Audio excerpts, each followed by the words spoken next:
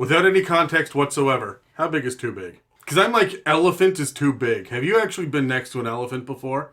That's too big. That is too big. Yeah, it's like, it's physically frightening. Yeah. And the fact that, like, an elephant is the thing that could destroy you if you were to stand beside it. If it just fucking wanted to. Like a hippo can destroy you if it wanted. A horse could destroy you if it wanted to. But a horse isn't too big. Like, I feel like I could punch a horse in the throat and it would matter. I can't punch an elephant anywhere and have it matter. You're not wrong. Yeah, that's fair. And like, you could punch a shark square in the nose, but like, you know. But even I mean, I don't do fucking open water, so that's not even a problem. Like, it's not a consideration. That's fair. That's fair. That's fair. Yeah, but like, there's some things that are just too fucking big. You ever seen a real falcon? Those things are too fucking big. They're scary. They're talons. Their talons. The talons are bigger than your fucking hand. Yeah. Like, too big. Like, how big is too big? What's the thing that's too big? Nothing. I don't. It doesn't exist. The limit does not exist. If you were to have a house that had so many bedrooms in it that you had to close doors and cover furniture up because you were scared of it getting dirty because you were too lazy to clean it, your house is too big. No. I need a fucking castle. That is what I need. If my house is that big, my bank account needs to also be that big so I can have servants to clean that shit for me. Or just an army of Roombas. I would... Just now imagining just an army of Roombas moving its way through somebody's mansion. And like once a week, just as like a horde. Like along the walls and shit too, somehow. Along the ceiling. Yeah. Just like crawling along. Yeah. Except they're like those mini droids where like if you enter the room, they're programmed to exit the room. Yeah, so it's scatter. like, and they just all turn around and move away from Or you. just stop moving. If I had an army of Roombas in a mansion, we're so off topic. Yeah. I would carve little holes in the bottom of the wall with like little flaps so they could go through them. And you couldn't follow. They would just disappear into the secret passages between rooms. Oh my god, I love this. Because now I'm thinking, like, in the future. Because, like, if you think about the, like, horror movies that we watch, like, the dumbwaiters in a mansion are, like, the scariest thing because we don't use them to this day. Millions of years in the future, they come across these mansions that have these tiny little doors that were meant for Roombas. Yes. Yeah. And that's our stake and claim on future horror movies. This was back before we genetically engineered people that just don't get rid of skin cells. So... The future is too big. Little hands and fingers can emerge from those cracks and crevices that Roombas use. It's creepy. I like it. Yeah. Lord. I've had too much gin. Mine is going to be inappropriate. We should move on. Okay, yep. Deal. To the episode.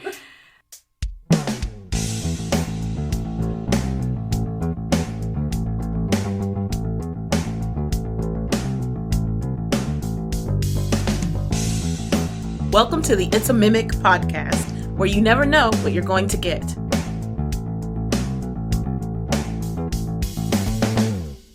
Welcome to another It's a Mimic episode, where we continue our conversation on monsters in Dungeons & Dragons 5th edition. I'm Casey, and with me today are Megan and Adam, and this episode is called Bigby's Giant Updates, Size Matters.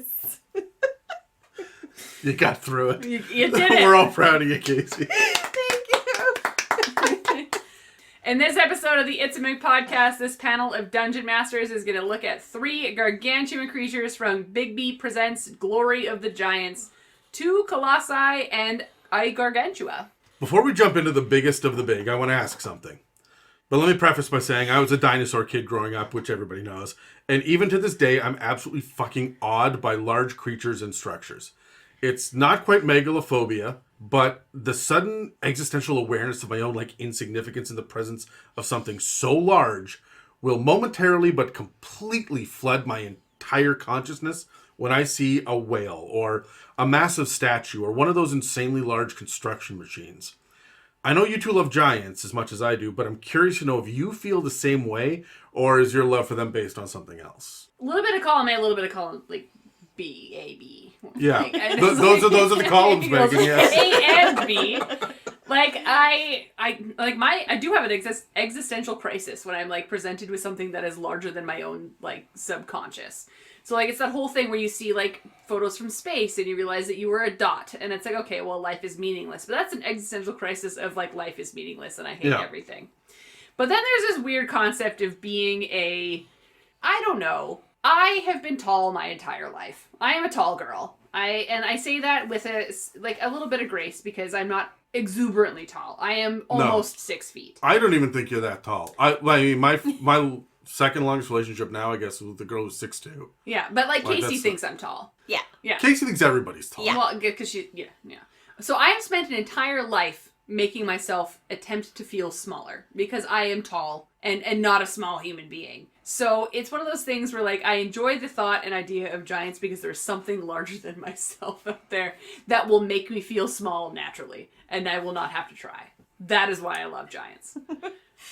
Yeah, I have that same feeling when I think of space or the ocean. The ocean freaks me the fuck out. I can't Your do existential crisis of feeling too small? Yeah. I can't do it. When I let my feet dangle straight, I'm my feet are going to be gone in a second because something is going to just chomp it off. However, I don't have it with giants, but I wholeheartedly believe that I have envisioned myself dying because a giant just bops me on the head or swings its club and I'm just yeeted, 100 feet in the cartoons. Mm-hmm. I wholeheartedly believe that is a way of death for me. That's how you're gonna go. I used to do this thing whenever I was a passenger in the car when I was a kid because we live in BC, we have mountain ranges. And I used to just picture someone peeking around the mountain. Yeah. Some fucking huge ass, size of the mountain, the head just peeks around. You'd see the fingers come around first, and then it would, the head would peek around. And it used to, I'd be wow, that's really neat. And then at one point, there was, a day when I was, 14 or 15 where I went, oh, fuck, no, that's terrifying. That is absolutely the scariest fucking thing that I could possibly think of, and I hate it. I love that you picture, because again, we come from a place where we're a mountainous range where we live. And you pictured giants peeking around the corner. I pictured every mountain we had surrounding us as a volcano. Oh, yeah? And that we would eventually... I thought I was going to die in a volcano explosion. And, that made There's me still feel time. Small. I remember there was the street that I walked down from my elementary school to get to home. You could see Mount Baker. Mm-hmm.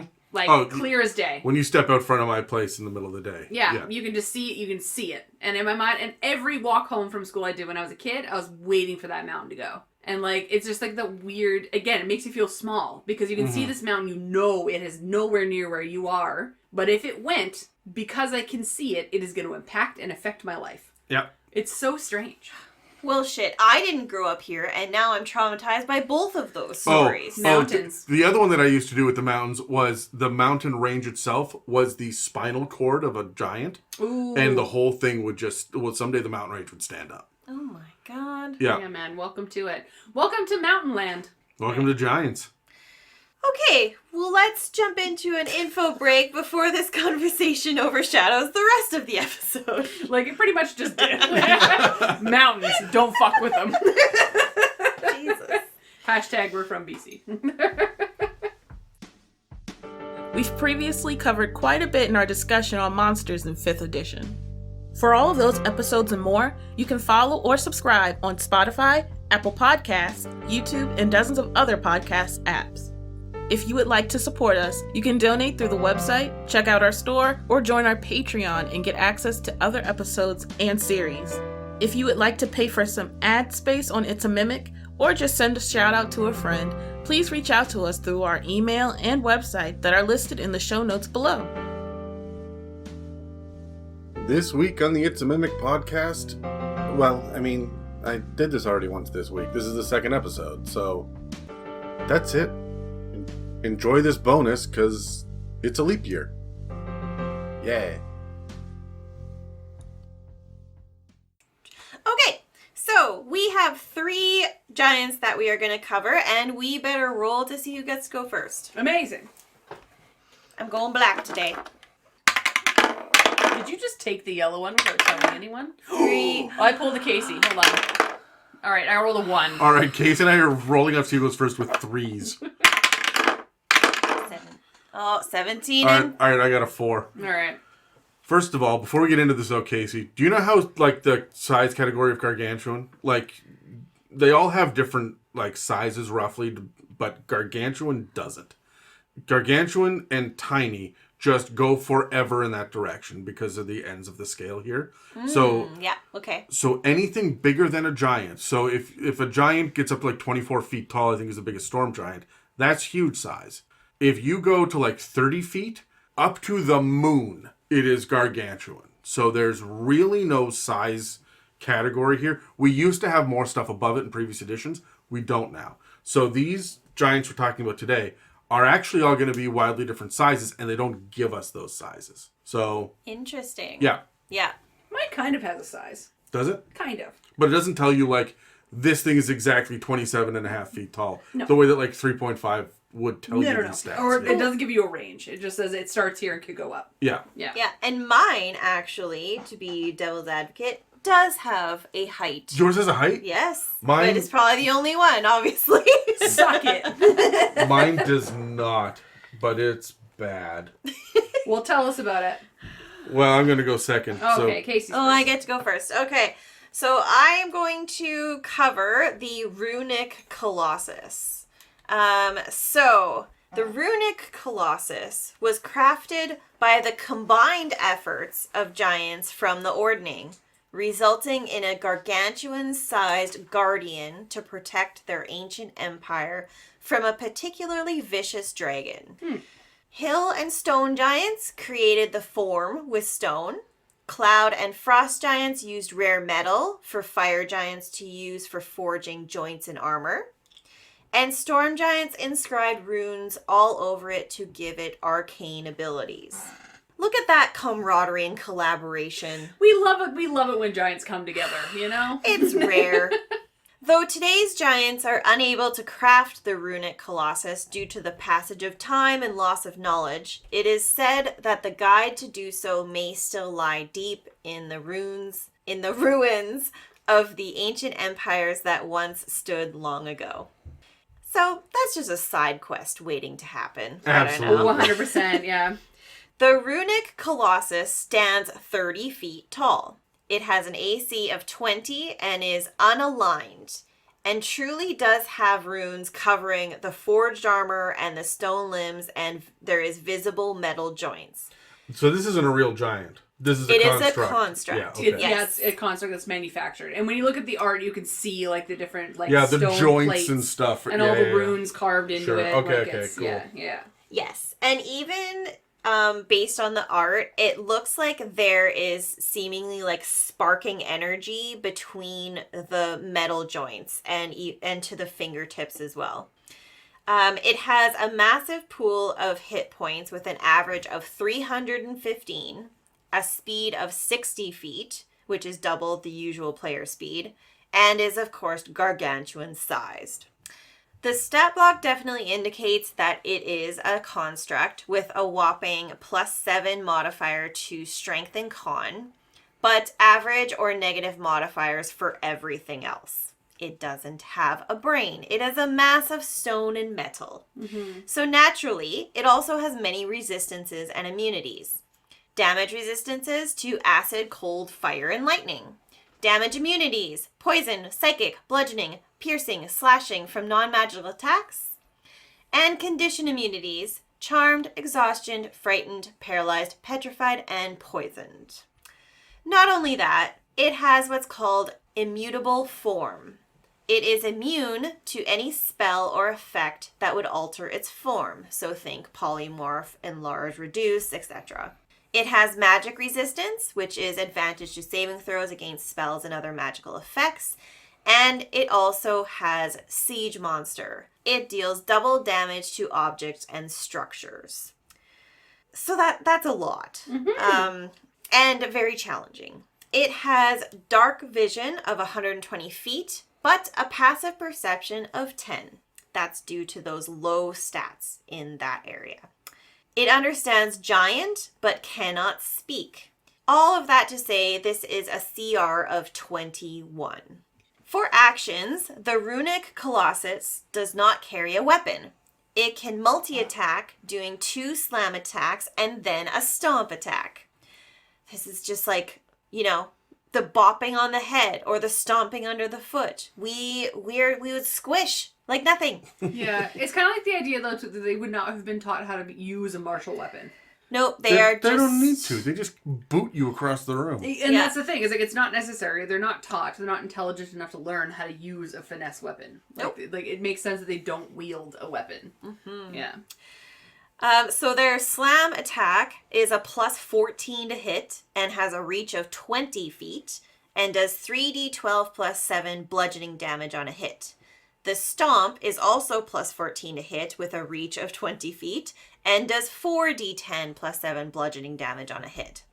If the target is huge or smaller, it must succeed on a DC 22 dex save or be knocked prone and will be restrained underneath the foot on a successful stomp.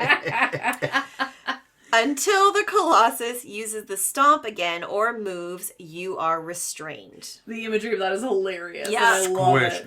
That, it really I is. am giving that to the Tarrasque. I'm going to give that to the Great Worm Dragons. This is something that's just going to go on everything Gargantuan. It's so good. So other creatures can use their action to try and free you with a DC 22 strength check to try and pull you out from under the foot. But that means they will have to come within 5 feet of you and the foot. I don't know. There might be ones that don't. Well, I mean, the slam has 20-foot reach, so they're going to get hit anyway. That's true. Additionally, the Colossus fires a beam of magical force from its chest, hands, or head. This is that energy that seems to flow between the metal in the imagery. And the beam is a 150-foot line and 10-foot wide. Each creature in that area must make a DC 22 dex save or take 9d12 force damage on a fail and half on a success. Thank God it recharges on a 5 or 6. This is the fucking Care Bear stare that's going to wipe your fucking party. And that's the thing, is normally with beam attacks like this, that one, they're not 150 feet, and two, they're normally 5 feet. So it's like you're targeting one, or you have to luckily be in a straight line. Yeah. 10 feet gives you a lot more versatility when it comes to attacking multiple people. Yeah. Insanity. And 150 feet, like, you don't even know where this came from. Yeah, you're carving a line through an army, is what you're doing. Like, it's crazy. What are you looking up, Adam? I got a thing. I was looking up a thing. It's okay. Keep going. One final ability is Spell Reflection. So twice per day, the Colossus can attempt to stop one creature casting a 5th level spell or lower as a reaction. It makes a ranged spell attack of plus 14 to hit with range of 120 feet. And on a hit, it deals 4d12 force damage, and the target must make a DC 15 intelligence saving throw, or its spell fails and has no attack. No effect. No effect. No effect. Which is harsh, because 5th level or lower, you're getting into, like, a higher level character trying to do that, and it's like, ha-ha! And then... Yeah. I was going to say, most spellcasters don't get a 5th level spell until they're in their, like, double digits. Right. And even then, it's like you have 1 or 2 spell slots. Yeah. So imagine blasting your 5th level spell, and it just basically negates it because you roll like shit on your intelligence. Yeah, 100%. It's fucked. Yeah. So that is it. It's a beefy thing that's going to be really hard to hit, and it's going to take a lot of hits to try and do any sort of damage to it. Mm-hmm. But it's pretty cool. Yeah, I mean, it lives up to the CR21. It really does. It does. So let's roll some dice. You bitch. We always fight over the yellow one for some reason. And it never rolls well. Oh, so I don't know why we fight over. I'm going last with a 3. Yeah, I got 13. Adam got a 3. All right, so kicking things off with some role-playing inspiration. Okay, so I want to be on the same side as this thing. I would like there to be a part of my army. Yeah. Can we be friends? Yeah. Why can't we be friends? But you really do have to just lean into the players are insignificant in terms of the size of this if you're trying to role play it. Like, it literally can just stomp you out of existence if it wants. Mm-hmm. So, and it doesn't speak. It can understand giant. So if you can discern that, I don't know, you might be able to give it a command to stop. Maybe. Because it can understand you. Yeah. So if one of you spoke giant in your group, which in all of our campaigns there's somebody in our party yes, that we've does, established someone, this. Megan, yeah. you could potentially make like a charm spell and speak the giant word of stop moving and see if like hope that it's going to stop moving. But it's a CR 21. That's going to be a tough. And it has immunity to being charmed. I was about to say it's going to be a tough TN, but that's an elf. Megan. I know, sorry. Right, so you almost have to, by sheer charisma and persuasion, see if you can get this on your side, and it's going to be really damn hard, because it's a protector, it's a guardian. Yeah. So, I don't know, I would play it as such. And that's the thing, is like, I imagine them if you're to roleplay one of these or do a plot quest that is related to the fact of building one, because I think that's an easy hook to like find a way to build one of these things to have it on your side. I imagine this being if you're in a dungeon crawl for something. These are those weird statues along the walls, along the side, that are just not moving for a long time.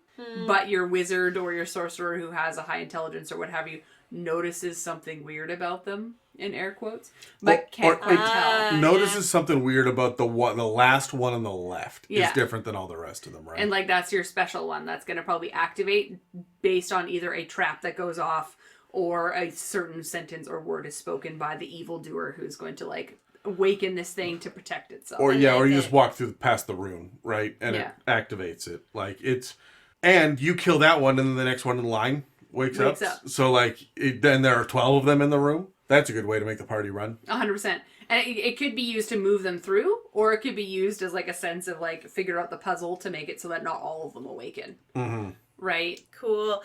This is totally never-ending story standing. You must walk between them. Yeah. All of the sphinxes. Yeah. Yeah. Well, there's like and I've talked about Zelda a few times weirdly enough in the Giant series, but there's statues that when you touch they move, but if you don't touch them, then they are completely ignored.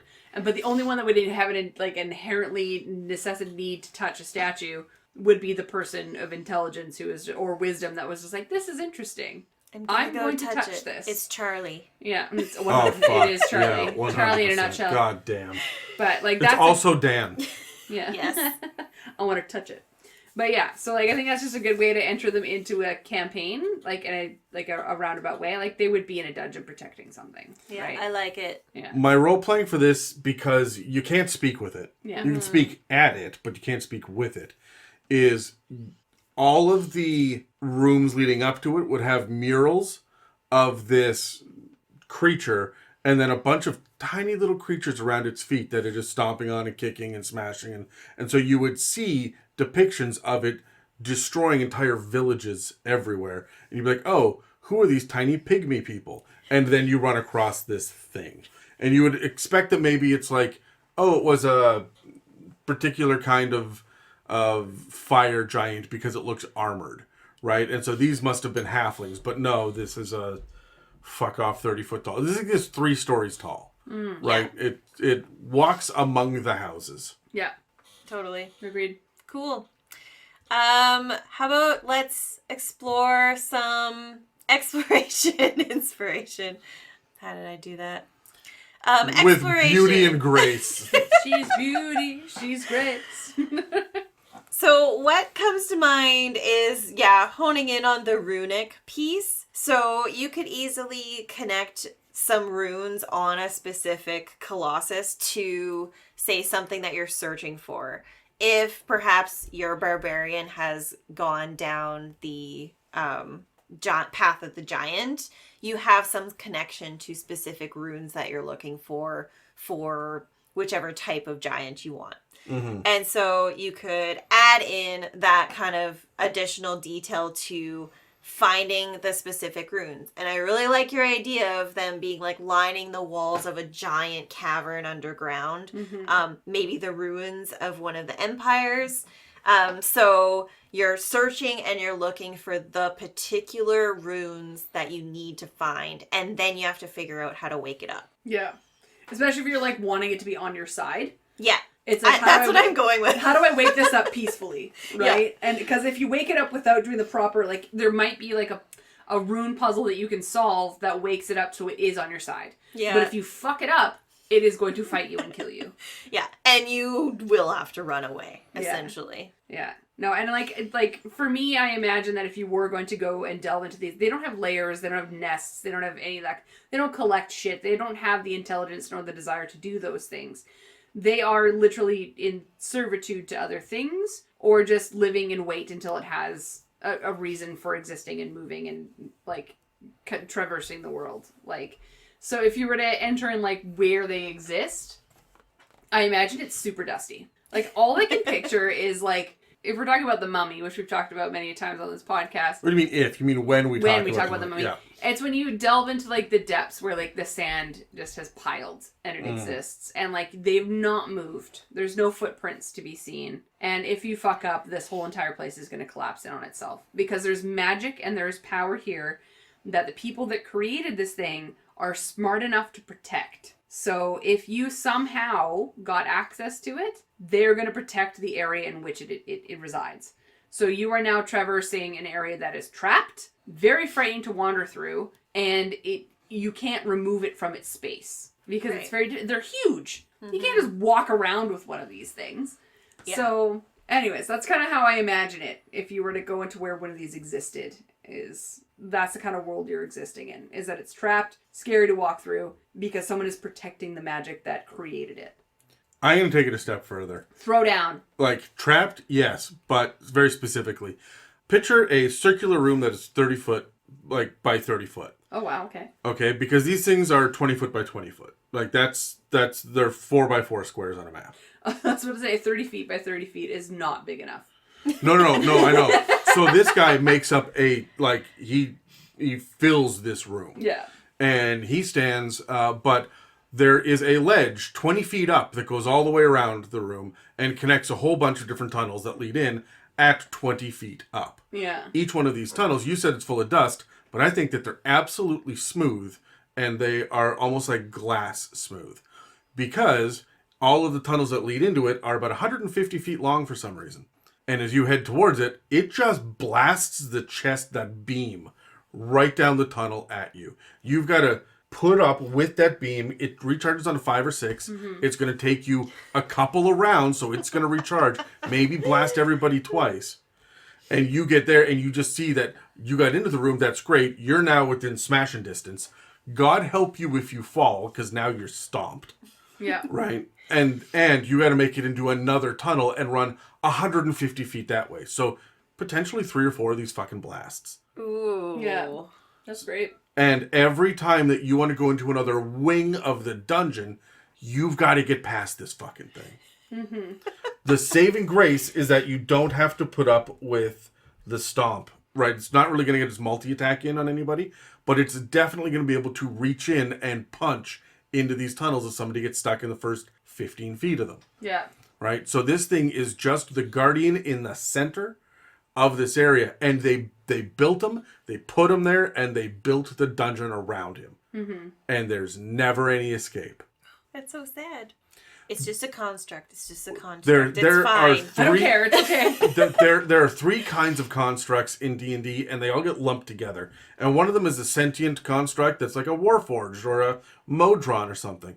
And one of them is the like automaton, that's look at me, I'm technically made of metal, I'm a robot kind of shit. We have like the Nimble Right and stuff from I want to say that is Dragon Heist, where he's just like a metal man. It's just C-3PO. These are androids. And then you've got these stone guardian creatures, right, that are technically constructs as well, but it's like the walking statues of Waterdeep and shit that are absolutely fucking massive. Yeah. But there's no sentience. There's not a soul to this thing, right? Yeah. So. Yeah. You can't reason to any degree with them. Mm-hmm.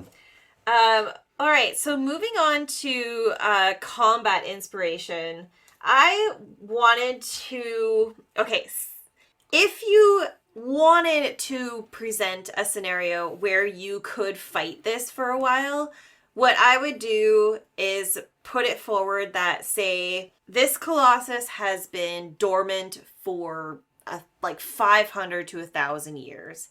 And in that time, the ancient ruins that it has been residing in have caved in some, and like say it has taken damage. Like it's been hit in the shoulder and it's lost an arm. An arm has broken off. And so then you would make some modifications to its... Only one slam attack kind of shit. Yeah. And so then you could maybe give your players a few extra rounds of combat to fight it if you're not trying to get it on your side. But that's what I highly would recommend you try and do if you're having to deal with this thing. On your or side. find a way to just get around it and move on. Charm it. Oh, like, is it resistant to charm or like immune? Immune. Yeah. Straight up immune. Interesting. What do you think, Megan? So I like to talk about what happens when creatures die. So when it comes to like the combat idea and the visual I would give is the fact that there is so much magic coursing through this thing's veins, keeping it upright, that as soon as its like internal core dissipates because it's dead, all of these giant pieces of metal are now falling to the ground. Oh yeah, Dex saves. Like it's just crumbling in front of you. So especially if you're talking about how you mentioned if the underground cavern is built around this thing. Sorry, Adam, you were talking about that. Is if it suddenly was to die and start to crumble, so does the area and so does the temple, or so does, because it's holding this thing up with all of this magic that's imbued into it. And you're gonna have like a finger hit the ground. You're gonna have like a greave plate fall, and you're making a dex save to get out of its way. Right, and that's going to be you're trying to escape from this place because it's slowly collapsing around you, and you only have so many saves and so many rolls, or it's going to be one of those like ability checks to get your ass out of there. Right? Yeah, skill challenge. Yeah, love a good 100%. Escape. Yeah. Adam, where are you going? Honestly, I'm looking at this and I'm thinking, if you don't come at it with Thunder Radiant or Necrotic Damage, you're fucked. Yeah. Like you need magic weapons. You done goofed. Yeah. Yeah. Interestingly, it is not resistant at all. It's like immune to a bunch of shit. So like you can go ahead and hit it with any mundane sword or shoot it with any arrow and nothing will happen. Because it's just straight up fucking immune. So it's just going to bounce off of this thing. I'm going to try to capitalize on the arcane beam as much as possible. It's the first thing that you hit it with. That spell reflection, the reaction it can do twice a day, it's so fucking iconic. You're up at CR 21 anyway. Your players, by the time they're fighting this at level 19 or higher, depending on how beefed up that you've got them, they're going to be able to last to 315 hit points because they're doing 80 a round, right? It's like each for their first blast. So you need these resistances and these immunities to not go off. You want to be able to shut down your spellcasters, and then you want to just absolutely fucking stop them. This is another one that is built for shutting down spellcasters and beating the shit out of them, right? So I want there to be a grapple. There's no reason that I can't do it, but I would like there to be. And it's just a hand wrapping around the body. And throwing you under its foot, right? Tossing you to the ground, 20 feet to the ground, 2d6 damage, and then stomp. You fall damage and stomp damage, yeah. So I really like the idea as well that there's some smarmy fucking cloud giant that leaves you a warning before you get in here that just says simply, "We will rock you." And as you get close, you hear the slam, slam, stomp. Slam, slam, stomp. And you think that it's because it's a giant stone thing, but no, it fucking rocks your shit too. Oh boy. I love that. And I want to play into the arcane beam. I know it doesn't really say it's light, it's magical force.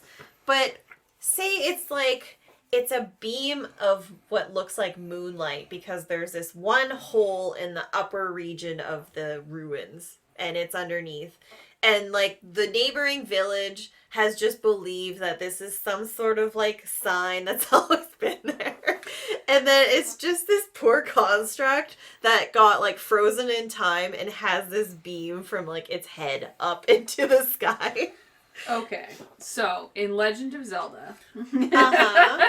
Tell us more about the only video game you've ever played. Apparently, this is according to Giants. But there is a temple called the Sand Temple, and essentially there is a giant that sits in the middle with its hands that are outside of the temple. And then each hand has a different magical item sitting on it. So you have to find a way up this, like, gargantuan statue of a giant to get these magical items. And one of them is a shield that absorbs sunlight and then emits magic. Okay. So you could do everything that you're saying. It's been done. Okay. And I have not played that game. You know what I want to do is I want to make this guy lay down. There's a 20-foot deep but very long, like, reflecting pool that leads to a giant statue that is holding a couple of items and whatnot. Yeah. And you know that statue is alive. But you're absolutely fucking wrong, because this guy's lying down in the pool. Yeah. Oh, And you go to get one of boy. the things, and it stands the fuck up behind you. Yeah. Right? Blocking your way to the exit. And of course, this pool would be long enough, say like 150 feet, that you would have to fuck with that shit. Approximately Yeah. 150 feet. It's almost like I design encounters around the abilities of the monsters. How strange. I don't understand. Yep. All right. Very cool. Okay. Moving on. Who is next? Oh, that'd be me. Buckle the fuck up and get ready for the puke bags. I'm so scared. Because we are talking about the Flesh Colossus. Ugh. Way back in the ancient times, wizardly giants tried to put their fallen comrades to good use by resurrecting them, kind of, but not really. They took the parts of the body that they could recover, combined it with other giant parts, and stitched the whole amalgamation over a gargantuan adamantine skeleton. Thus, the CR20 Flesh Colossus was created. In the chest of this fucking nightmare is a stone sphere that houses spirits from each of the elemental planes. On the outside of this fucking nightmare of sloughing flesh and reattached limbs are all sorts of body parts that have been attached, but not like a troll reattaches limbs, like at the shoulder or joint, but rather, instead, arms, hands, and any other recovered parts are sewn into the often ripping quilt of flesh that acts as the Flesh Colossus's skin. So an arm would wrap around, sewed in, all the way around the perimeter of the arm and hand to continue to make this outer shell. The good news is that it does wear a loincloth for decency's sake. We love a good decency Yeah, loincloth. however, the bad news is that this implies genitals were added at some point, and at gargantuan size, you're probably looking up into the swinging fleshy bits as you attack. So enjoy that fucking nightmare. But this was a long time ago. It's not as if these things are walking around now, except when they are. They inhabit areas, items, and secrets that they need to guard. So be wary of any long-forgotten dungeon of giant secrets with extremely tall ceilings. You might end up facing down one of these constructs. Now, they're unaligned, and that's just because they serve a purpose, not an agenda of their own. Their AC is 14 due to natural armor, not because you're likely to miss it. They have a 16 D20 plus 112 hit points, which is kind of low at this level, but the rest of their shit makes them scary enough. So, strength and constitution are scary high, wisdom and dex are average, and intelligence and charisma are low, but they're not abysmal. It understands giant, but it can't speak it, and it's technically smarter than a hill giant, somehow. They move a whopping 60 feet per round. They've got dark vision out to 120 feet. They have advantage on saves against spells and other magical effects.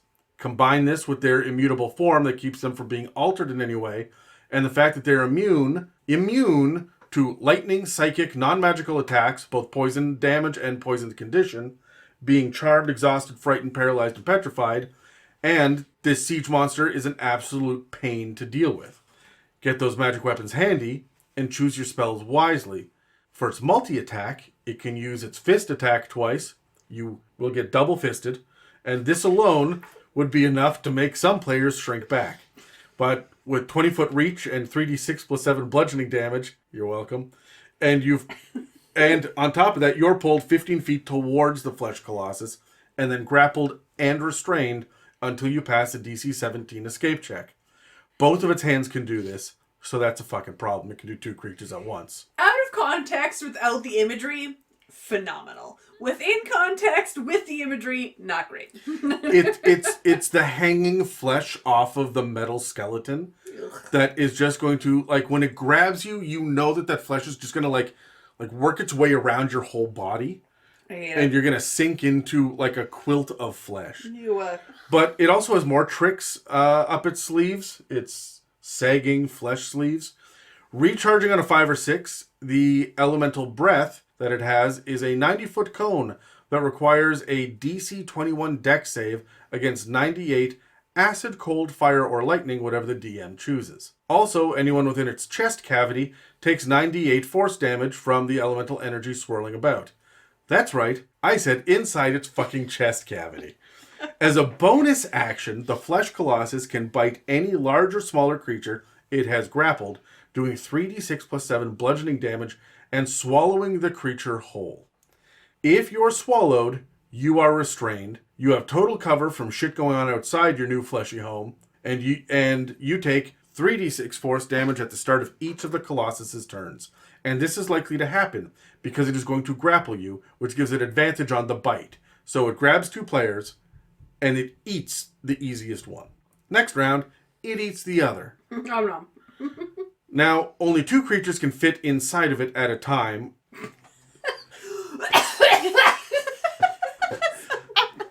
And they share the space with the stone sphere core that powers the damn thing. I'm so glad you paused. It's all for you.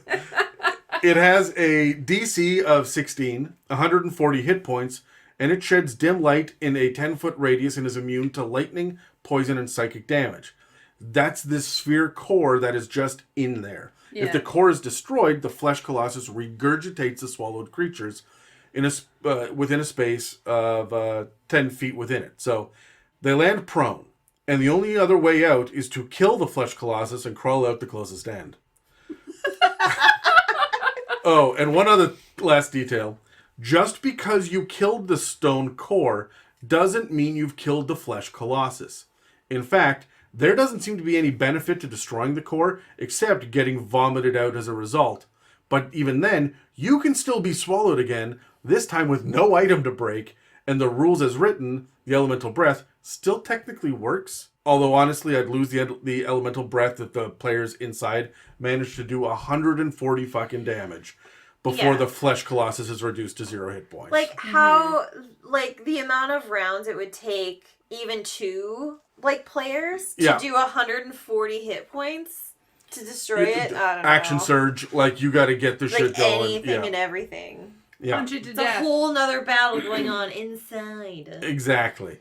And remember, you do want to reduce it to 0 hit points, this Flesh Colossus, because if it's still alive and kicking when the core is destroyed, then it goes berserk, where it charges at and attacks the nearest creature, now with advantage. If there's no one within 60 feet that it can see, then it just breaks an object. And remember how I said that these things are siege monsters? That means double damage against structures and objects, so the roof is fucking coming down. Yeah. That's Another what, escape from a collapsing. yeah. So you just get out of the inside of this thing to find that you got to get out of this room too, right? This is a fucking gross nightmare of rotting, stitched together leather flesh that is just going to grapple and restrain and separate the party. Ugh, disgusting. All right, let's roll some dice and talk more. Let's do it. Hey, look, a yellow one. I'll take the black one from you. Oh, I rolled a 1. I got a 20. Oh, 12. All right. All right, Adam, kick it off with role-playing inspiration for the Flesh Colossus. It understands giant but can't speak, and I don't think it fucking matters. You are food. And it's not like there is a hunger that it needs to satiate. It's not like it's got to keep the caloric count up on this. It's not alive. Not really. So this, I almost wish it was undead. It's close to it, hey? I have trouble picturing this thing breathing, considering there are no lungs inside the chest cavity with you in the stone core, right, that you have there. Yeah. So I'm, as far as role-playing goes, nah, just no. Like, Yeah. it sees you and charges. That's what this thing does. Yeah. This is hostile. It's unaligned, whereas the Runic Colossus seemed to be a guardian. This thing is a berserker that is guarding something, right? Yeah. I feel that. Yeah, it's like it's been unleashed in a region for a specific reason, but it doesn't know it. It's just, it's been turned out into guarding something, protecting like an area, but it doesn't know that. It's just in the region where you must go through it, of course, in order to get where you need to go, to find the people, to save the people, to find the item. Yep. I do love that it's 1 part siege weapon, 1 part barbarian, 1 part elemental, and 1 part giant. Yeah. On top of, and 1 part undead. But it's all a construct, right? Like, there's so much going on thematically with this, but it doesn't interact with anything. It's mindless. Yeah. Yeah, and it's going to take quite a few rounds, I would say, to figure out what actually works against it. And in that time, somebody's going to get swallowed. I think the intelligence of it, of 6, is not for role-playing. It's not for speaking or communicating. No. You're not going to be able to convince it to not do a thing. You certainly can't charm it. You're not going to frighten it. So the intelligence there is so that it has enough wherewithal to target the squishy player first. Or the one that hits it is probably the hardest, will probably be the one it focuses on. Find its primary enemy. Yeah. It's basically all it's really going to be able to do. Yeah. Right? Yeah. I would focus in on the elemental core, just because I like the idea that a bunch of like elemental gods were imbued into this thing. And let's say like for a good plot hook or a party story is that your god has been pulled into this chest, into like this orb. Okay. And now your goal is to go and find this thing and retrieve the orb, not destroy it, but kill this thing to the point where you can retrieve the orb and harvest your god. It out. I have a couple of thoughts on that. Because then the flip side of that is that you find this core, unleash your god, but you unleash all other kinds of shit onto the world because you've now unleashed all the gods that are attached to this core. I was about to say, we have the Princes of the Apocalypse right out of the book, what's it called? Princes of the Apocalypse? Yeah. And the Princes of the Apocalypse themselves are gargantuan elementals that are just like walking pillars of fire or wind or water. So if these things were like restrained within the core, this thing is CR21. They're all the same level. You like break this and 4 fucking things come out. You thought this was the end of the campaign? No, you got more shit to do. Oh my god. But even then, if you didn't want it to be that brutal, you know what else is an elemental that we never talk about? Genies. And there are 4 of them. Each one of them directly corresponds with one of the 4 elements. So cool. So. Oh, please don't do this to us later. Oh my god. That's cool. Please don't. Yeah. That's an interesting exploration piece, but let's dive into that more. Well, that's terrifying. I also, I'm going to go into a bit more body horror here because I like the idea of after you've gone through a few rounds, you maybe have done a little bit of damage or you've made it move a lot more than it has in the last while and it swallows something. But in the current battle, the flesh has kind of pulled away. And so you, if you're close enough, can see glimpses of your like friend inside the rib cage, and you can see the glow is starting to emit not just from the mouth but like in shreds along the sides of it. I love it. Like it has almost an elemental aura around it. Yeah. And so the more you like slash and try and like get that flesh to pull apart, the more you can see inside. And so, like, you're starting to see, okay, maybe there's something inside here we need to deal with. But then you see your friend, and your friend is just, like, hacking away at this thing. Like, hey, buddy, what's up? Yeah. The worst part is they're not going to be able to get far because they're stuck in the chest cavity. With adamantine rib cage, that is a prison. You're not hacking your way out. No. Even if the thing dies, you got to crawl out an orifice. That's why it says, that's why that weird, awkward, you out of whatever exit you can find sentence comes from. Yes. Yeah. But if you have a tiny or small-sized player who has Dimension Door, could reach between the ribs if they can slash enough space, touch the person inside, and Dimension Door them out. Or any sort of Misty Step scenario. I liked it. Yeah. Could be an annoying, like, out. So, for my exploration idea, imagine that this thing, so your average giant is huge size. This thing is Colossus. There is no size limit to this. If you look at the actual picture, of him holding something. Like, he's holding a tiefling in the palm of his hand, and the tiefling is almost entirely invisible because it's in the grasp. This thing is 4 to 5 stories tall. It towers over the Runic Colossus. Yeah. Oh, yeah. So, how many giants did it take to make this fucking thing? Yeah, because look at the hand sizes. You're gonna go to one of those, like, giant graveyards that exists. You know what I mean? Like... So my thought process is there was a giant that had tattooed on his body a map of where you need to go in this complex. And then he died. And they pulled the pieces apart and stitched them back together wrong. And you have to kill this thing and harvest the flaps and put the map back together. Harvest the flaps. No! This is like some like Waterworld bullshit. Absolutely. But I would, as a DM, like, okay, you guys have done this successful medicine check, successful sleight of hand, and I would have all of these pieces that I've like laid out as a puzzle. You guys put the map together, and I would hand it out to you. But every time that you fail, I rip off a tiny piece. So you got to try to figure out how everything fits together. Yep. That's the worst. And then you'd have to stitch it together and take the map with you, and it's probably the size of a fucking blanket. Yeah. Rolling this up and putting it in your bag and of it would holding. stink so bad. It's so gross. It would smell like pickles. Why because- pickles? I just assume it would be like a formaldehyde kind of... Yeah, that's fair.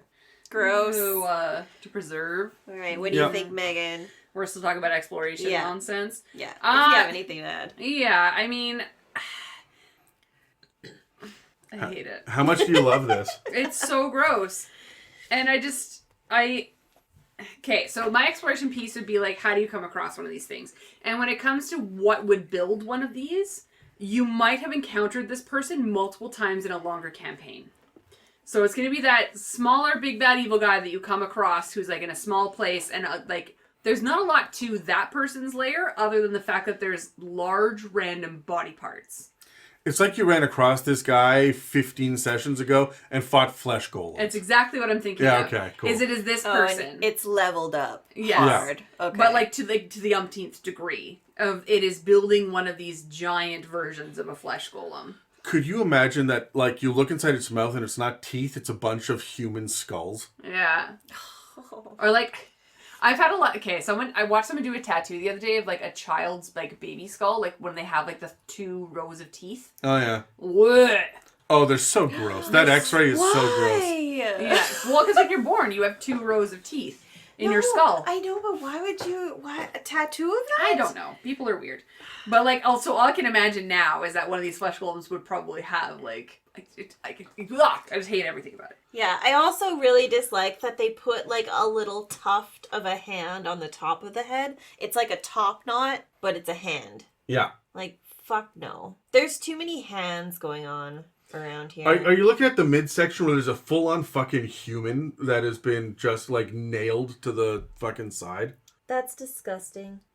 Oh, but there's little bits of hair, Adam, on this one. I do enjoy on the little... backside. It looks like Those little good spriggans of hair on the buttocks. Good for him. It helps him navigate. Yeah. Feel that like, breeze on his cheeks. It's like whiskers. Oh my god. All right, combat inspiration. Adam, I will let you go first this time. Okay, so first of all, you need to get that double fisting in as often as possible. Jesus Christ. Because that's going to lead you to the biting, right? So the idea is that it's not even like you get to bite and eat on the next round. This is a bonus action. You hit twice and you don't just like slam. Your whole fist comes down around a person, grab them. You have one in each hand and then you're just like, as a bonus action, and you're stuck inside. This fight will have an inside portion to it. Yes. And here's the issue. You have split the party. Again, out of context, delightful. In context, not great. Pop off. Yeah, you have split the party. So the idea is that you get to do this twice. The average party is what, 3 to 5 people? That's half the fucking people. Like maybe more. You could have one dude outside fighting this whole thing by himself. Yeah. A lot of the times when I see CR21, CR20 around there, I go, they can take it at level 18. They can do this. Not sure about this one. This one is built to split the party and fuck you up. Yeah. And every time that it does an elemental breath, it recharges on a 5 or 6.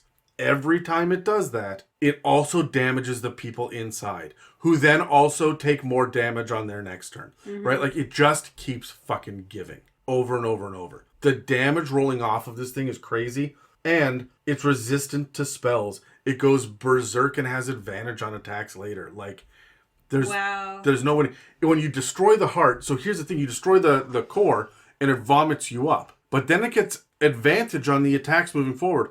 It's just going to scoop you up, put you right back where you fucking were, and you fell out prone, so you're clearly not outrunning its 60-foot movement speed, even if you're a monk or a rogue with dash, because you have to burn half your movement getting up. Yeah. Right? Like, this is an issue. This is a character killer. Yeah. Mm-hmm.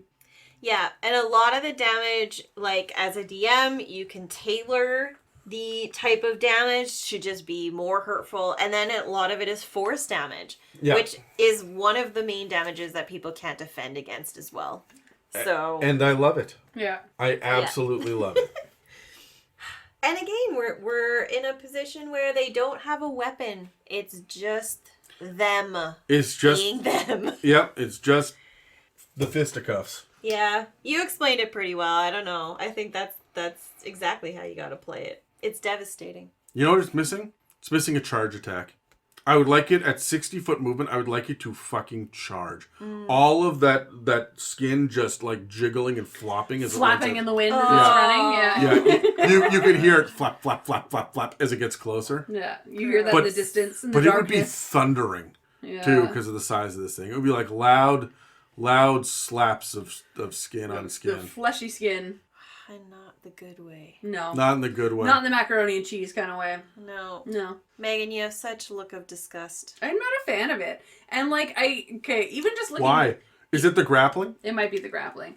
But even just looking at like the imagery of the fact that its hands are built from the hands of other things. Yeah. So it has like singular claws from like another creature that has. Yeah. And I'm imagining what creature has a claw that large, right? And what this thing had to kill to get like a hand where the claw is large enough that it fits on a gargantuan creature. I actually assumed that it wasn't included in the stat block, but it should be. That would be the adamantine like skeleton, like sticking out and sharpened from the end of it. Oh, so gross. But yeah, anyways, that imagery alone just makes it like fucking frightening to try and attempt to fight. So this is one of those ones where I'd be like, don't fight it. I would run away from this. Unless you specifically have a quest, again, to release your god from this core that this thing has, I wouldn't even approach it. Like, there's no reason. This is like Tarrasque level of bullshit. I want this mini, and I want the mini to have the chest open up so you can put smaller minis inside of it. Oh, that's cute. Yeah, that's cool. Cute. I like that. Well, and I guess we've talked about the adamantine and the how you can basically like pull this flesh outer coat off. If you were successful in destroying it, there could be a lot to loot here in terms of the adamantine. If you could get it, right? I was gonna say, like, Dan and Charlie are gonna waste 45 minutes in game harvesting the fucking metal bones out of this, putting one big ass femur at a time into a bag of holding. Yeah, like our characters would be like, "We're done, move on." Yeah, it's like I'm traumatized. I'm gonna go to sleep. Fuck this place. Well, Megan just spent the last 7 rounds swallowed. That's true. So and dead somewhere. Yeah, inside, dead inside. Dead inside. Literally. Yeah, I guess that's one difference between the Runic Colossus and this one. Is the Runic Colossus would maybe you could try and dig out some of the metal joints if you defeated it. Yeah. But this one maybe has a bit more value with harvesting. That's true. Yeah. All the pieces. Yeah. All right, moving on to the third and final Colossus. Colossi, but it's actually a Gargantua. So that's what I'm going to talk about today. Ooh. And this is basically a giant. Wait, what? A giant. So let me explain. Why? So once in a blue moon, or millennia, or should the gods will it, our Gargantua is born to a lucky pair of giant parents. They are seemingly normal throughout childhood as they act the same and look the same until adulthood, where they do not stop growing. They can grow up to 40 feet tall and sometimes more. So again, that's where that kind of like gargantuan size comes into play. They can get up to 40 feet, but they could go much, much taller. Due to their huge giant status and being rare, they tend to leave their colonies and seek shelter and comfort in places that can house their enormous selves, such as like a Grand Canyon or a large forest or some kind of a mountainous area where they can comfortably live because of their ginormous size.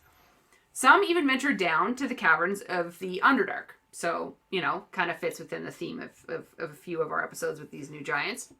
For alignment and mood, it can literally go either way. They're either peaceful or they just like to live a quiet life, or they are super angry and they lash out. There is really no in-between for them. Even the art in the book suggests that they are peace seekers. It's one of my favorite pieces of art in this book, to be honest. The animal for scale is a tiny little deer just hanging out at its feet. That is a massive buck that is just hanging out at its feet. Yeah, it's true. Well, I mean, I guess for scale. This is the difference between female scale and male scale. What do you mean it's tiny? It's a buck, Megan. Just a tiny little deer. It's fine. It barely reaches its ankle. It's not a even fucking stag. A stag is an average sized deer. What's the title of this episode again? Size matters, There Adam. it is. Average is fine. Average is fine. I know why this is your favorite piece of art. Look at the size of those hands. Don't call me out like that. All right, but on top of that as well, again, if you're looking at his hands in the imagery in the art, he is having a good time with some birds floating around. He just looks super peaceful and super happy. And it's one of my favorite pieces of art in this book, and I really hope that it's not AI. I don't think this one is. I also think that the look on his face with the hand is just birds. Why? Why so upset? Yeah, or you are so small. Yeah. You are so small. How is this something living? And again, the way they look in the imagery is it is very much in their history that as they grow, their skin turns more purplish and they do grow horns. So in the imagery, you will see that is technically what they look like as they continue to grow. So in the histories of the giants, no one really knows why this happened. So there are a lot of rumors and grumblings, such as rumors. I like how I said that word. Rumors. Rumors. So no one really knows why this happened. So there are a lot of rumors and grumblings, such as Anam himself has created them to destroy his descendants in which he hates. Or they are created by the descendants of the children themselves of Anam as a way to retaliate against their father's punishments against them. So you could really go either way as a DM when it comes to the creation of this and as to why the colony believes one of these creatures was to be born. But that also, again, placates the idea that these will not want to live within the colonies they exist in, because depending on the histories that their family believes in, may look at them as a curse and cast them out. Because they're you are a curse upon us because you're a child of Anam, get the fuck out of here, you're going to destroy us all. Or mixed in with they may worship them and care for them. It just depends, right? You can go one way or the other. Tragic. It is very tragic. I love a good tragic story. I also like that they're linked to Fomorians because it says here about Gargantua, which is the Fomorian god, who's maybe he made these things. And I mean the purple. Yeah. So maybe. Yeah, and again, some of them do go down to the Underdark as a result of needing to find a place to live, right? Mm-hmm. So it does fit. However, so going into rules as written, these are considered gargantuan aberrations with almost 400 hit points and a 60-foot walking speed. Starting with stats, starting a little stats heavy because they do clock in at a CR of 21, similar to the other creatures we've talked about today, as they are seemingly just strength-based with a strength of +8 and a constitution of +8. But they also have a +3 in wisdom and a +4 in charisma, which is due to a cute little charismatic, but also remember that D&D charisma is also involved in intimidation, so it could go in either way in my mind. Yeah, it's willpower, right? Yeah. Charisma should be called willpower. Yeah, yeah, no, you're not wrong. But the wisdom and charisma will come into play here in a second, as there are some reasons as to why, because they do have psionic magic capabilities. First, they have what's called a weird aura, which is a 30-foot aura surrounding itself, and when someone enters that aura or starts their turn there, they make a DC save of 19 for wisdom, or else the gargantuan itself will appear as the person's worst fear or nightmare, and they will take 5d6 psychic damage and is frightened. So, I'm afraid of spiders. That's not your worst nightmare. But could you... What is my worst nightmare? Spider people. Okay. Okay. But, like, now imagine a fucking gargantuan 40-foot tall spider. Okay. Hard pass. Really? Spiders is your number one thing? And the dark, but you can't really... You just, like, create darkness, I guess. Put you in the dark, you can hear the spiders? Fuck off. You can die in a respectful fire. Or you can feel them crawling up the back of your shirt. I love an aura. We love... I love an aura. I love an aura. It's like you don't even have to fucking do a thing and you cause damage. I just love an aura. This is just a fuck off to the barbarians and I have to get too close. I hate it. At the end of the day, if you decide to fight it, it does have a multi-attack with 2 slam attacks, or it throws rocks. Oh, yeah. It throws rocks, bitches. But what's cool is they do have bonus attacks. One is called the Baleful Hex. Baleful Howl? Baleful Hex? Oh, that's a throwback at this point. I know. But this means that the Gargantuan can pick up one person pick one person, not pick up one person. I got really excited. I know, there. sorry. Pick one person within 120 feet that will make a DC 19 Wisdom save or be incapacitated until the end of its next turn. Just spit a curse. Yeah. It can also fucking teleport as a bonus action. How far? 120 feet. Jesus. And there's no limit. There's no recharge, nothing. It can just teleport as a bonus action, 120 feet. But there's more, as they also have reactions. So they have what's called Flick. This one you're guys are going to fucking love. Which is, it's adorable. If the Gargantua takes damage from someone within 20 feet of itself, so that can include, in my mind, spell damage, ranged damage, or like any whatever, damage. Any damage, it will flick them away. As it's a DC 23 strength save, and take 3d6 plus 6 damage, but doesn't sound like a lot, but you are then flicked 100 feet away and knocked prone. You are yeeted with a flick of a finger. Yeah, it's like, burp, you're gone. And you would miss the rest of the fight if you survived. Yeah, of well, course. yeah. Like... But and it's like, okay, you spend the next 5 rounds returning to the fight. Now, this is a point of contention. We've talked about this in the Discord. I've talked about this with many different people. When you fly horizontally, do you take the same amount of damage you do with fall damage? Because fall damage is 1d6 for every 10 feet you fall. Yeah. If you get flicked 100 feet, do you take 10d6? And I always say if you're going horizontally, it's half that much. Yeah. So 5d6? Yeah, because like you do need to, like, in order to, you wouldn't be, You're going to have to stop somehow, you know? And you wouldn't be 1 foot off the ground to go 100 feet. No. Like, there needs to be an arc. Exactly. Yeah, I would do the same rules, that it would be half fall damage. So, yeah, I agree. Interesting. Love it.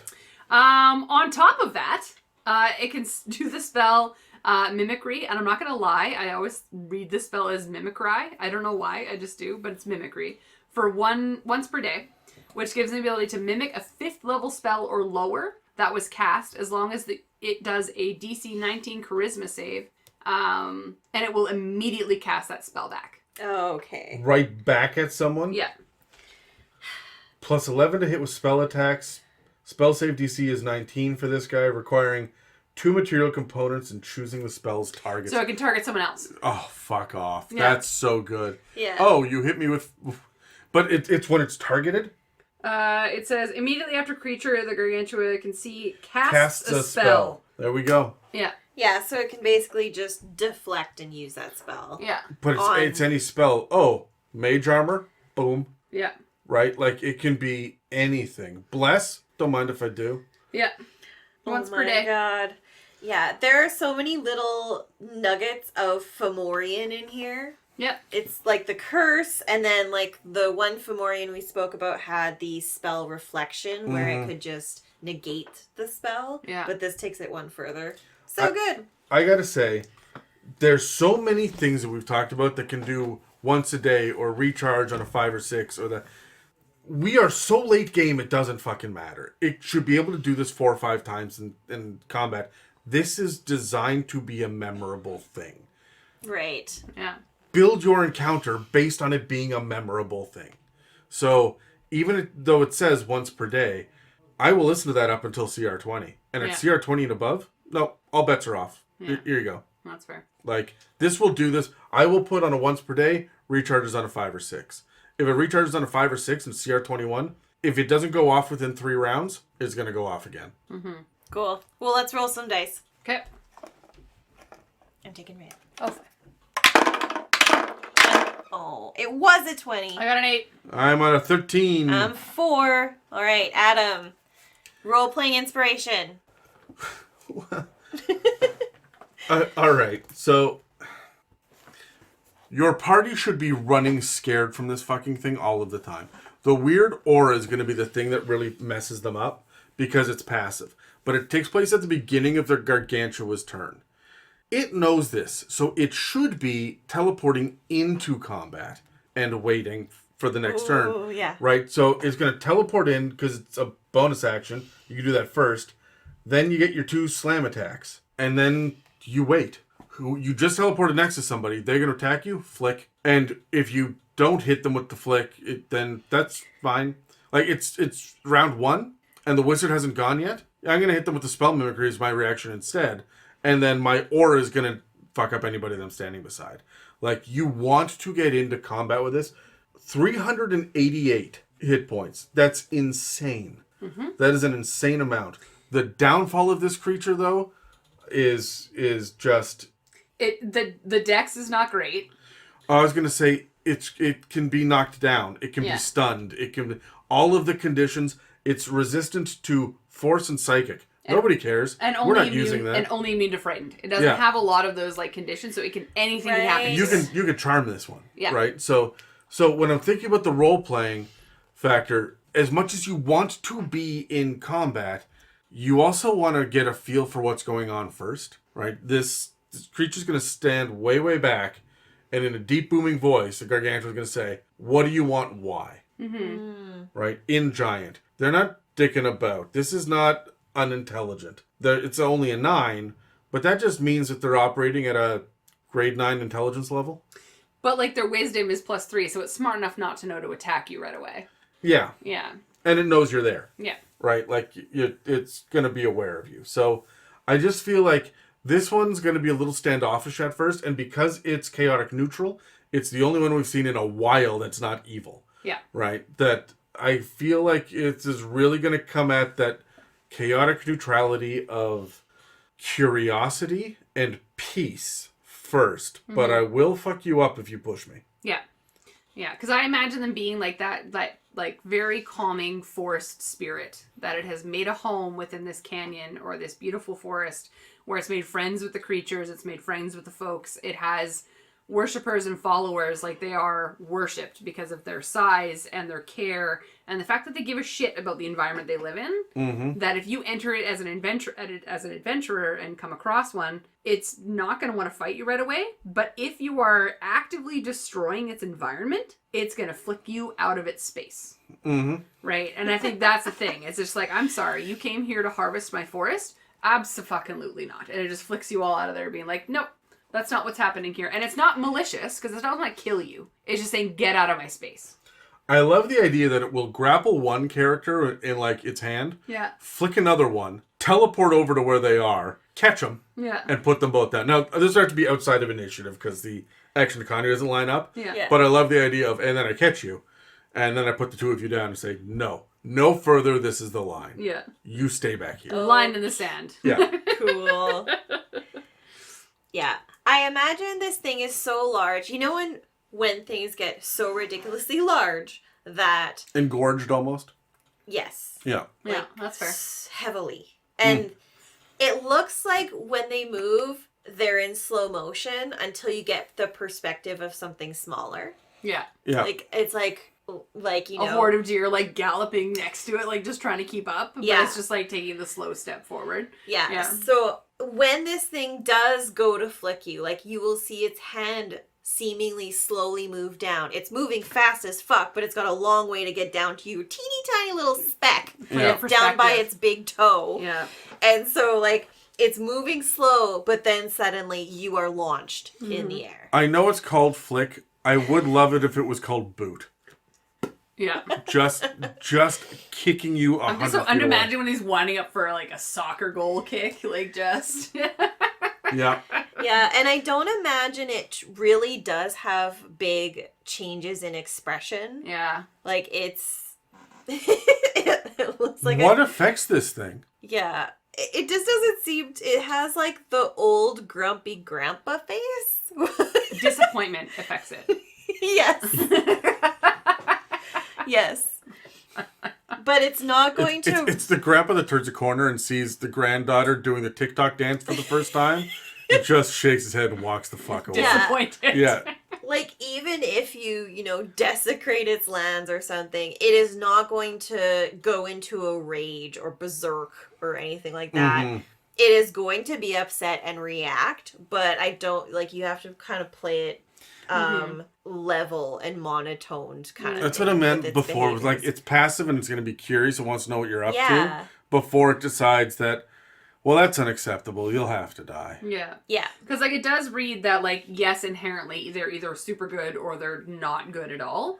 But you can almost play that in both the same, like, being. Where they're super passive and caring and, like, yeah, I'll be curious and I'll care for you and I'll take care of my land. But if you fuck it up, I will light you on fire. And then it's like a switch It's like that a flicks. flip. Yeah, it's like, fuck you. Yeah, that's I'm gonna stomp scary. on you and I'm gonna eat you and I'm gonna fucking yeet you out of my land. Right? All right, for exploration clues. Footprints. Yeah. Like, more so than most giants. Because it's wandering through its lands, right? Yeah. You're dealing with footprints. Like, it's... You will see the horns coming from miles away, moving Above through the the trees. Yeah. Because these are not little horns. No. These are... There is some thickness to those horns, We too. love a good thick horn. Yeah. Yeah.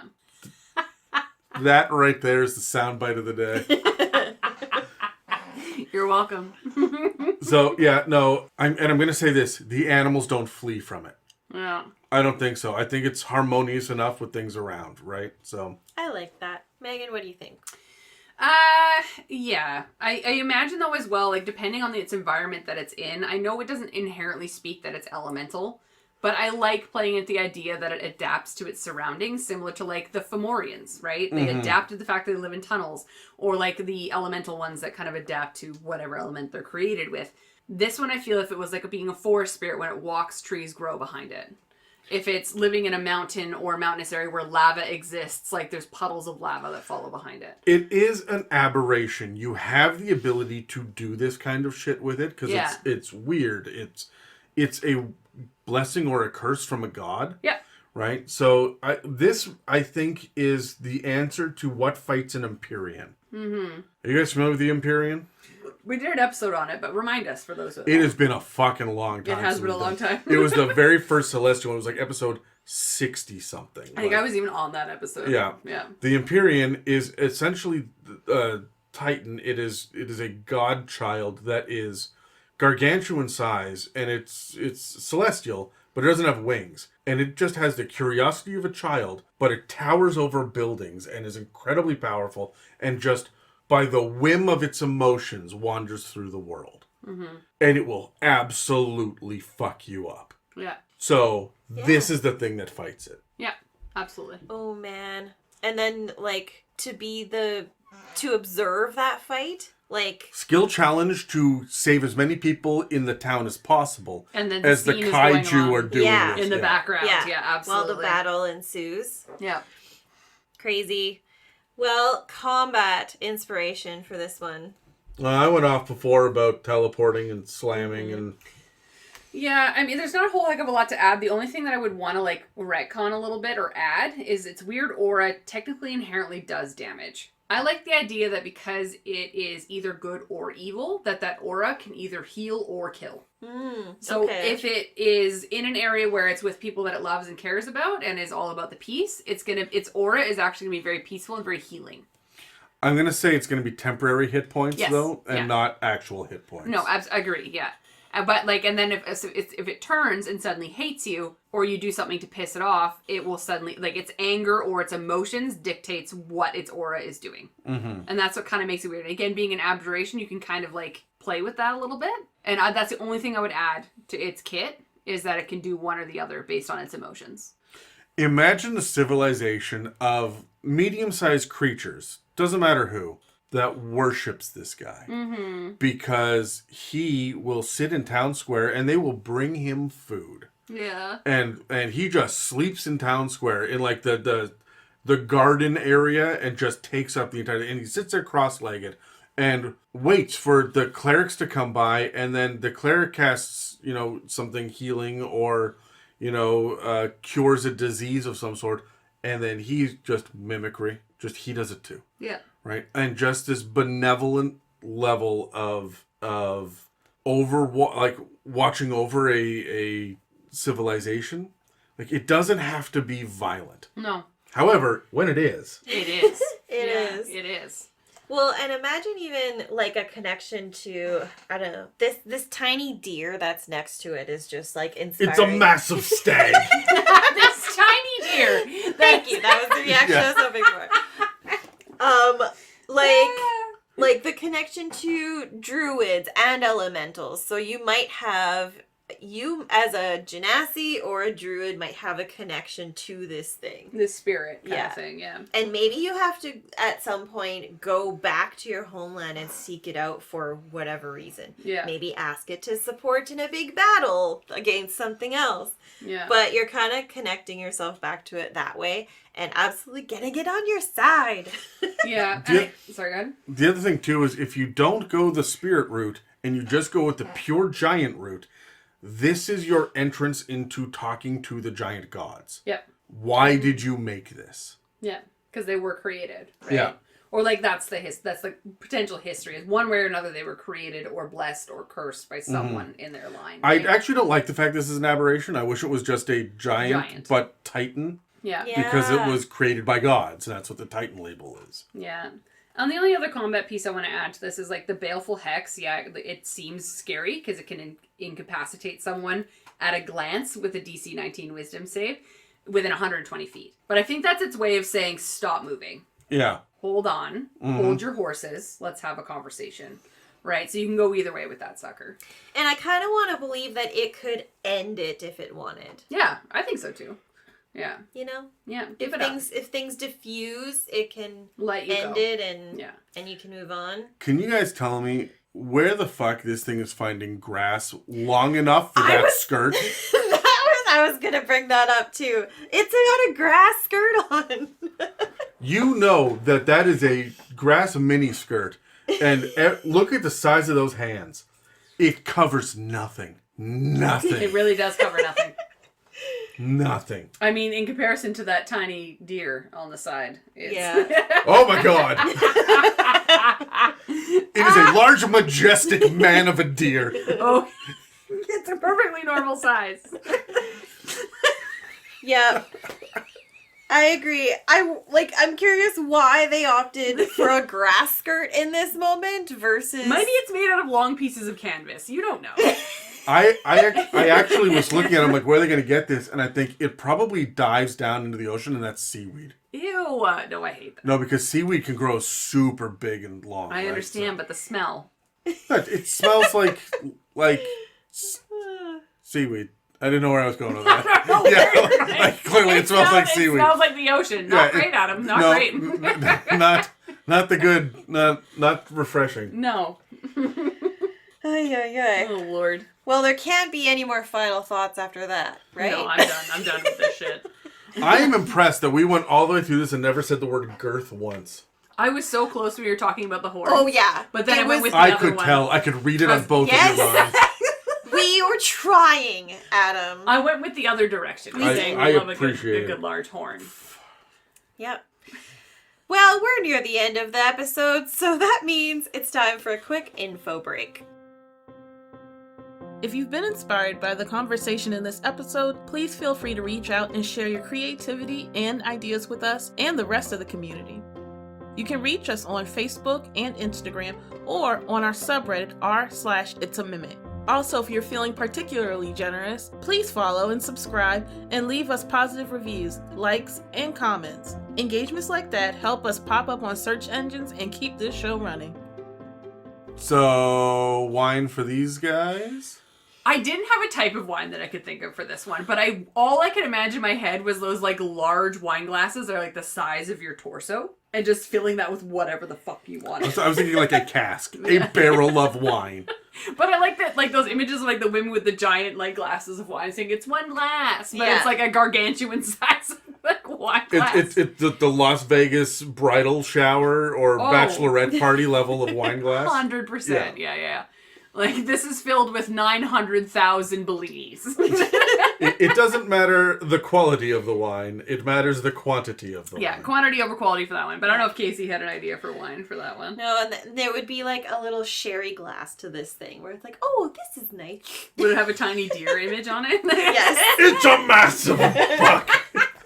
Well, that's where I was gonna go. It was gonna like go the opposite. because there's like a wine of like it's a sampler size bottle of wine. Yeah, like the fucking like in America in the States they have like the 6-packs of like little wine bottles. Yes, that's what it's gonna be. Yeah, and so we can believe that we are this the giants. size.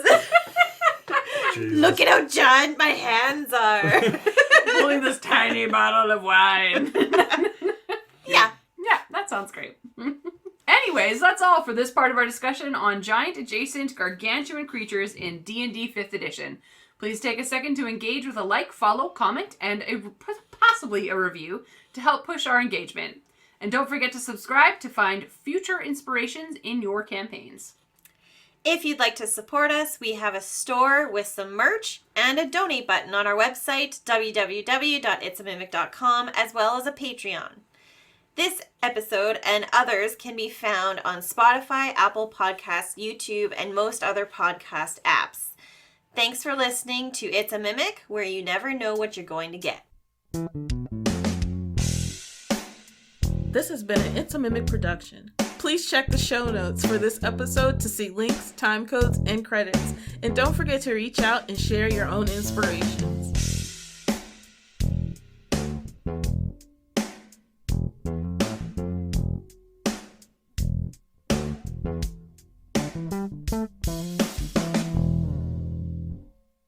Okay, we have one more horrifyingly huge creature that I want to mention, and that's the Gigant. That's all it is, just Gigant. Okay. Yeah. That's almost as bad as... No, it's worse than Gargantuan, as the name.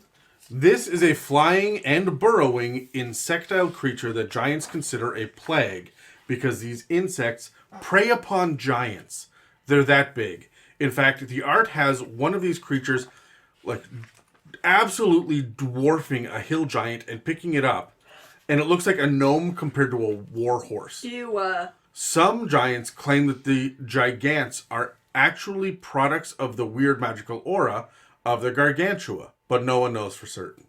If you want to know what to picture in your head, think of a large, bumpy beetle with talons at the end of each leg, incredibly strong mandibles, and an enormous mouth full of razor-sharp teeth for some reason. These things are unaligned CR20 monstrosities with a strong AC, a mountain of hit points, and 50 feet walking and burrow speeds, and an 80-foot flying speed. Again, strength and constitution are above 20, and everything else is average except intelligence. It has bonuses to dex and wisdom saves, and a pretty solid passive perception, and a spell-resistant carapace that forces magical attacks against it to be rolled with disadvantage. The multi-attack includes one mandible attack that does decent damage and grapples, and two talon attacks that do slightly less damage and pulls creatures toward it.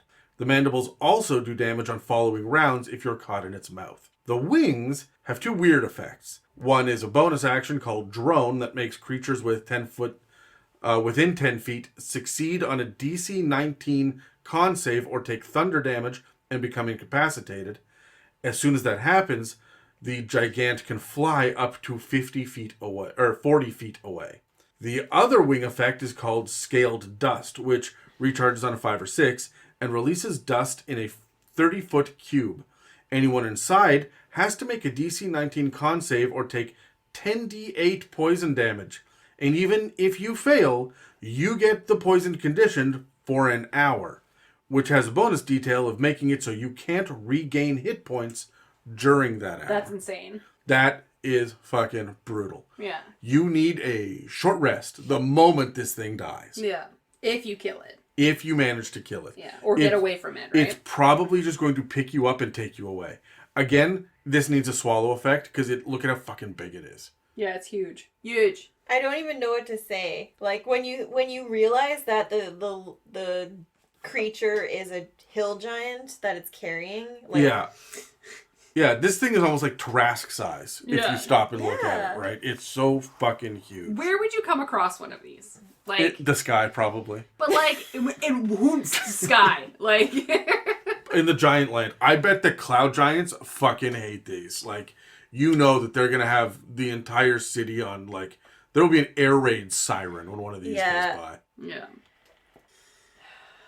Oh my god. Okay. No, it's the idea of just being either. This is a great one that would fly down, pick a character up, and move it to a different place, and the campaign is now to find them. If you need a reason to remove someone from your campaign for a small period of time, this is one. Just have one of these jump down, introduce giants into your campaign, pluck someone up, and remove them from the campaign for like a period of time. Yeah. Yeah. Yeah, and like you said, this is the Tarrasque that can move around in the background of your campaign. Some people may show interest in it, some may not, be like, oh, that's creepy. But like, yeah, like it darkens the sky for a while. I feel like it's not going to eat the adventures on the road because you're not enough food. It's going to civilizations to eat houses. Mm-hmm. You just picture this thing on the side of a castle. Yeah. Just like buzzing its wings every once in a while and just doing that weird like cicada shit. Yeah. But on the side of a fucking castle. Yeah. And then, I fucking hate these things. These are so gross. There are a lot of massive creatures out there. This one is at the bottom of my list of what to fuck with. Yeah. Is it because it's a bug? Like it looks like a bug? Is the bug the issue? Or that is flies? it bugs? Is it the noises of the bugs? It's not the fact that it's a bug. It's the fact that, have you ever known a single bug to hatch? Or do they always hatch by the fucking dozen? Oh yeah, this is like a swarm, like... Oh. I'm now imagining like the mosquitoes on like weird distilled water, like the still waters. The still water, yeah. Yeah, that like they're just in packs, and it's almost like you could walk across them if you wanted to because they're so large, but you don't know that you're walking across them until they all start moving. Oh, and then you don't want to accidentally pop one because once you pop one, it wakes all the rest of them, right? I had a TikTok video come across my feed earlier today. Here's what I'm going to leave you guys. Oh Lord. Which was, in some places in Africa, they're so protein deficient. There's not enough food around with solid protein. But there's just an immense number of mosquitoes. So what they do is they swing frying pans through the air, killing literal hundreds of mosquitoes at a time, until they get about 500,000 mosquitoes. Mm-hmm. At which point they turn it into a patty, and they cook it up and put it in a burger. Delicious. And they will eat these fucking things. And they are mosquito burgers. And they are black because that is the color of the body of mosquitoes. Mm-hmm. So, and apparently super high in protein, like 7 times healthier for you than a regular burger.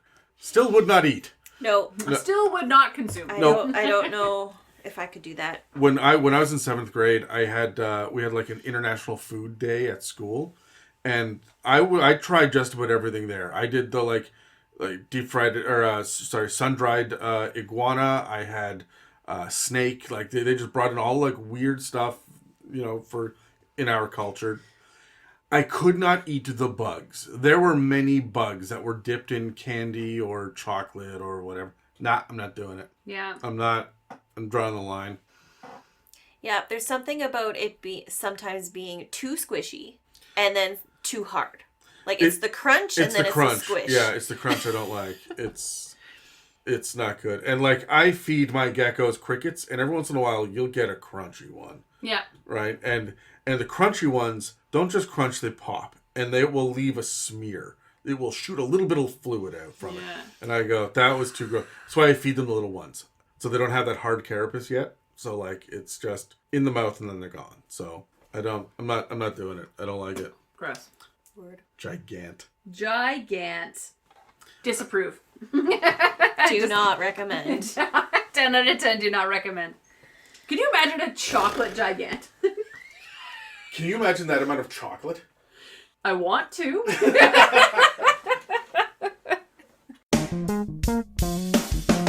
Do I have to say anything to lead into that? No, I just fucking take off. After Like the we wrap the whole finish? thing, and then I'm like, And then you go into it. Like Yeah. a freight train. Okay, cool. love him for the very first time. Yeah, I don't know where I was going with that. But I'm glad that you picked something. Yeah. You just rummaged around in your bag of holding and said, this is what I have. Better than the freakish creature in the bag. The bag man. Yeah, the bag man. What a fucking creepy thing to have. Do you have a cold open for I us? don't. No. What the fuck, Megan? Yeah, when you said I have a cold open, I was like, I did not. For mine. Ah! Sorry about that. I can think of something. I got one. What's up, my guy? All right. Without any context whatsoever, how big is too big?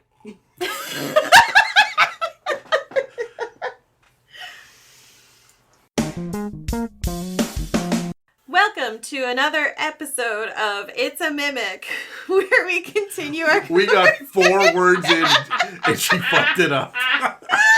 I tried to cover it up. You just read it? That's a big ask. It is! Okay. You've had one glass. It was a big That's glass. I thought I was going to die from that stare. It was Bitch. too big, Megan. That was too big. was too big. That was the thing My that glass was of too big. gin, too big. Anyway, that's all for this part of our discussion on not Fomorians. Take that. Okay, I'll just change that. Ooh, mine is changed. Yeah, mine too. You're on the wrong one. Well, that's fine. Oh, wait. 261. There we go. Let me scroll down. No, I got it.